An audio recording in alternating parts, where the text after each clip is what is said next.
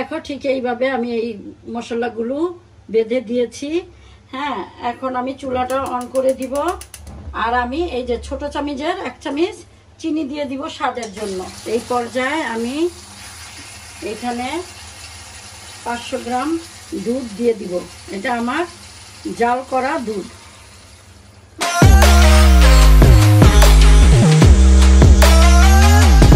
আসসালামু আলাইকুম ভিউয়ার্স, আমি আরেকটা রেসিপি নিয়ে হাজির হলাম। আজ আমি তোমাদের রান্না করে দেখাবো মাটন তেহারি। এই জন্য আমি 500 গ্রাম মাটন নিয়ে নিয়েছি। 1 কাপ পেঁয়াজ কুচি নিয়ে নিয়েছি। তারপরে এইখানে এই যে একটু জয়ফল, এই যে একটু জয়ত্রী, 2টা আলু বখরা, কতগুলো কিশমিশ, 1 চামচ টমেটো সস আর 1 টেবিল চামচ আদা রসুনের পেস্ট।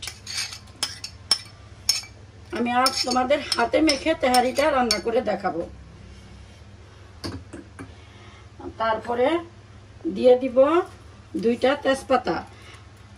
আর এইখানে আছে এই সাইজের দারচিনি, 1 ইঞ্চি সাইজের, কতগুলো গোলমরিচ, কতগুলো কাবাব চিলি, 4-5টা লং, 1টা কালো এলাচ, 1টা পিপল, আর একটা স্টার, ছোট একটা স্টার মশলা, 2টা ছোট এলাচ। এগুলা সব আমি একটা জালিতে বেঁধে দিব, কারণ এগুলা দাঁতে পড়লে ভালো লাগে না।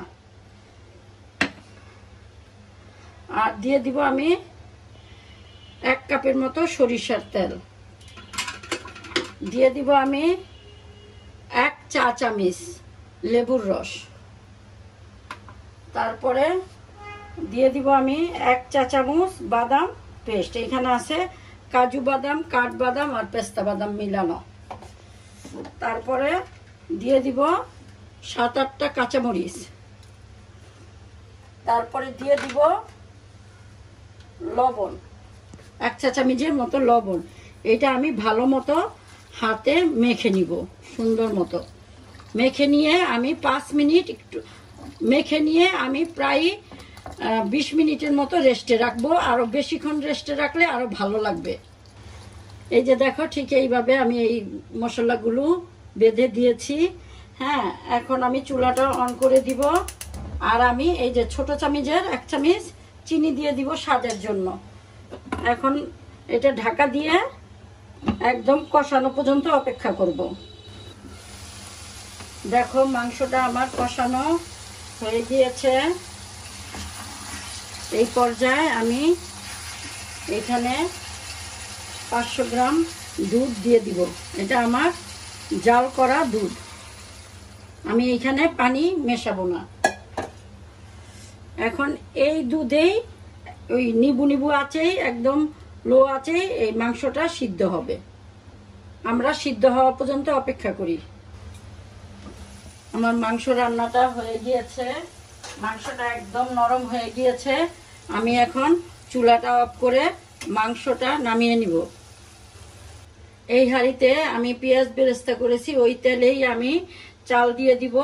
এইখানে আমার 250 গ্রাম চাল আছে, আমি ধুয়ে ঝরা দিয়ে রেখেছি। তারপরে আমি দিয়ে দিব 7-8টা কাঁচামরিচ। আমি দিয়ে দিব একটু জয়ত্রী দিয়ে দিব। তারপরে আমি দিয়ে দিব 1/2 চামচ আদা রসুনের পেস্ট। তারপরে আমি দিব এই 1/2 চামচের মতো লবণ, পরে লাগলে আমি আবার দিব।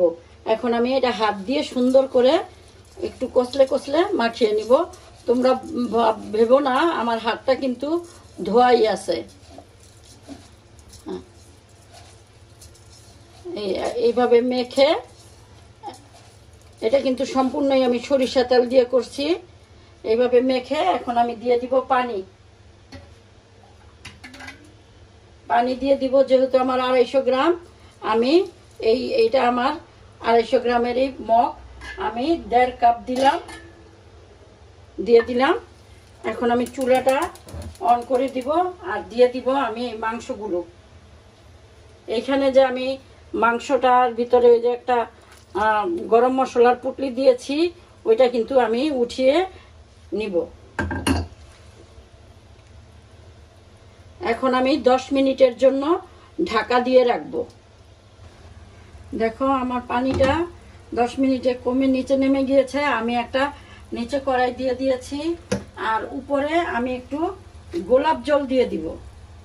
এই কেওড়া জল না, গোলাপ জল, 1 চামচের মতো গোলাপ জল।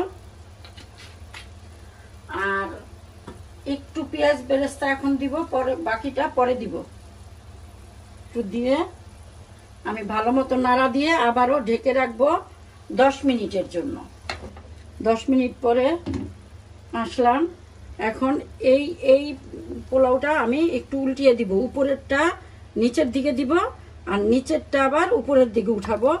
আমি চালটা ফুটে গেছে, তারপরও আমি আর 5 মিনিট রাখবো।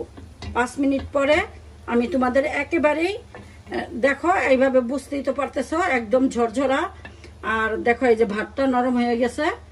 হ্যাঁ, আর 5 মিনিট পরে আমি একেবারে নামিয়ে তোমাদের পরিবেশন করে দেখাবো। বিয়াস, দেখো আমার হাতে মাখানো খাসির তেহারিটা কত ঝরঝরা আর দেখতে কত লোভনীয় হয়েছে।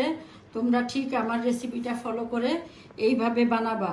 ভালো লাগলে আমাকে লাইকস, কমেন্টস, সাবস্ক্রাইব দিবা। দেখো মাংসটা কত তুলতুলে নরম হয়ে গিয়েছে।